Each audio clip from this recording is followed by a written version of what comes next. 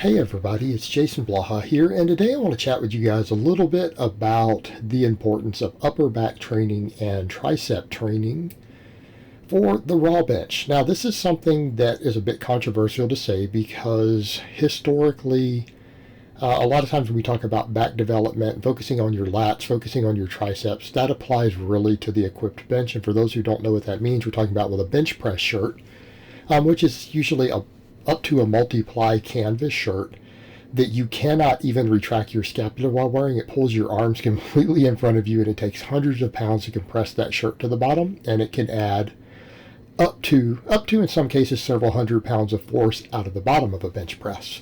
And it's not to say that the bench shirt can bench a bunch by itself, because there's misconceptions about that. You still have to be very, very, very strong to use these shirts and bench big numbers. And you have to learn how to use the shirt. There's a whole skill to doing that. But by that same token, it can also change muscle requirements a little bit. Now, one of the things that will be pointed out, while we could still argue that triceps matter, it has been noted by many coaches over the years that lats themselves are not that important. They're not that important to a raw bench. And it's not to say that they don't matter at all. It's just that we don't need a lot of lat specialization, right? We don't need to do enormous amounts of lat work to have a good raw bench. At least then that's our middle back. But upper back, we do seem to need that. And the upper back seems to be necessary to create the stability that we need, to create the platform to push off of. You know, people love to use words like stabilizers, right? They'll say, oh, well, this exercise uses stabilizers. But they don't ever say what those stabilizers are. Well, in this case, some very important stabilizer muscles for the bench press, particularly the raw bench press, are the rear delts, the rhomboids, the mid traps, the upper traps, that whole area that we think of as the upper back, right? That whole big chunk of meat up there. Everything pretty much from your rear delts, right? You take a look at the posterior delts, everything between them, including them. So you take those two muscles, the rear delts, and just look across the back. Everything, every muscle that they cross, which is actually several muscles, right? Every muscle that they cross is really important for stability on the bench press. And it's important not only for injury prevention, it's important for getting power out of the bottom, because it gives you a stable platform, again, hence the word stabilizers, to press from. And it helps keep you tighter, and it helps pull your scapula back and keep you tight so that you can press harder out of the bottom. Okay, and it's important for those reasons, both for strength purposes and then injury prevention. Because, you know, what is it we say? That muscle imbalances can lead to injuries.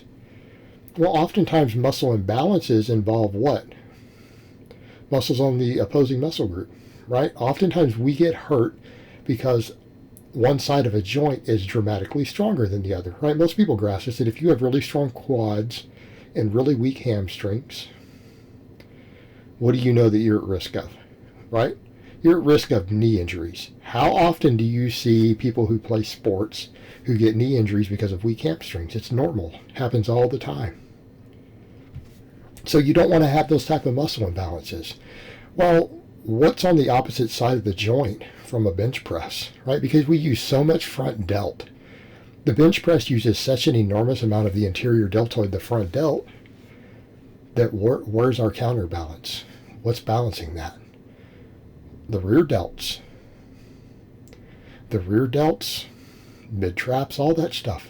All those muscles right through that part of the back help stabilize that joint. Okay, and if we have a more stable joint, we're just less likely to get hurt. And if you're going to bench big numbers, what is it you're worried about? You're worried about getting hurt. So what can we do to build that area up? I'm going to demonstrate some stuff in here. You guys see me doing inverted rows with a fairly wide grip. And if you look at that grip width, I'm pretty much about where the rings are on a bench press. Is like the opposite of a bench press with pulling myself up. Elevated feet, right? That's working the rear delts, working the rhomboids, mid traps. It's working the lats too quite a bit. It's still considered a lat exercise, but something like this is going to use more upper back. It's going to use more trap and more rear delt, all of those muscles. That's going to build all that up better. And that's beneficial to us from an injury prevention perspective and from a stability perspective. And we know that for the raw bencher, those muscles are really, really important. Okay, so we want to build that stuff up maximally. Well, what else can we do to build all that up with big movements? Now, obviously, I do face pulls, and a lot of you do face pulls. But something like any sort of upright row, like the wide grip upright rows you guys see me doing here, okay, to where I'm very, very wide, so it's safer on the shoulders. You don't come up as high. That builds the entire delt. All three heads, including the rear delt, side delt, rear delt. Really builds the upper traps.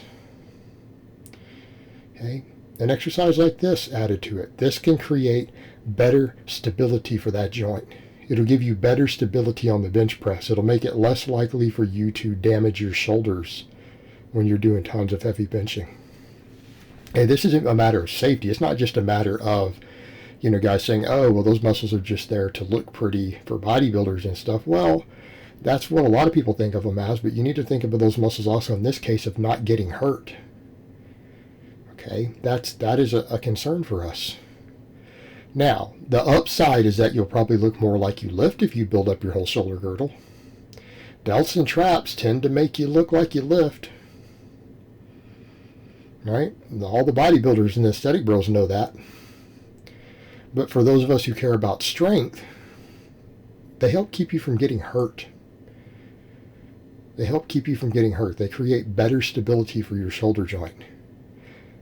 And we need that if we're going to do a bunch of heavy benching. We need it. It's a value to us. So what about triceps? Well, the other thing to think about, a lot of times guys say, well, that tricep work, that's just for the equipped guys. But it's like, no, it really isn't. And here's what we need to think about. We're all doing tons of heavy pressing for our chest already. And I'm not saying pec specialization doesn't have its place for the bench press, for the raw bench press, because if your pecs are a weak link, you need to bring your pecs up. Absolutely, no doubt about that. But on a more balanced approach for someone who doesn't have that weakness, we tend to build pecs and front delts faster than we build triceps from just chest pressing. And it's not because triceps don't get worked on chest presses. In fact, we know on studies on novices, they get maximum tricep development if they do a bunch of sets of benching. When you're not a novice anymore, though, what happens? We start to find that really the triceps do not get used quite as effectively in terms of fatigue. All right, they're used very much as a primary mover. Probably close to half, anywhere from a third to up to, in some cases, a half, depending on how you're built, of your actual bench press strength might be coming from the tricep, particularly the top half. Because the tricep is a larger muscle than people realize when they're doing the math and the volume size of the muscle. It's bigger than you think it is. But it can absolutely be a limiting factor in our performance. But from a development perspective, it doesn't get worked completely. It doesn't get worked completely or as fully effectively from the bench press, even though it contributes enormously, particularly to the lockout strength. So it tends to get undertrained from chest pressing. And you get people like me. I mean, I have underdeveloped triceps. I'm having to work really, really, really hard on my triceps these days. I have to, because my chest and front delts are more developed than my triceps, and it hurts my bench press. Because for many, many years, I focused on, again, just general pressing and not worrying about my triceps. So now, and what you see me do here is a lot of closed grip pressing, which is still chest dominant, by the way. I don't want people to think that the closed grip press is the be-all, end-all for triceps, because it's not. It's still a chest dominant exercise. But it's a good shift in that direction. So I tend to do a lot of supplemental closed grip pressing. And I do a lot of JM presses, and I do a lot of band press downs and stuff also. But I don't always do the band press downs on camera. There's something I do just kind of on off days for restoration and extra tricep work. But the idea is the same. We need to build the triceps up. Now the JM presses you see me doing here, these hammer my triceps. And they work the tricep in the same way that the bench press does. The same heads with the same ratios are affected like the bench. This will bring up your bench, particularly if you're slow on your lockouts. If you see any slowness, if you don't just lock the bench hard, like if you move fast off the chest and you slow past the midway mark, you have to really grind sometimes the last 4 to 6 inches, like I do, really building your triceps up will add a lot to your bench. You know, it might be worth another 20 pounds on your bench press. Okay, it could literally be worth that much easily just to do the extra tricep work. So it's worth doing mainly because triceps are still a primary mover that contribute enormously to the bench, but they don't get worked completely on the bench. And so when we start looking at terms of total training volume, your pecs might be growing maximally from all your pressing training, and your triceps might be lagging a little bit. So you need to give them extra attention. They've got to have some extra love, or you're going to end up where I am, where your bench is your worst lift, and then your arms are lagging behind. Right? That's not an ideal scenario. So learn from my mistake there, which is taking me a very long time to correct. And I still have a long way to go on it. All right, guys, but that's really all I have to say on that today. I hope it's been informative, and I will talk to you guys next time.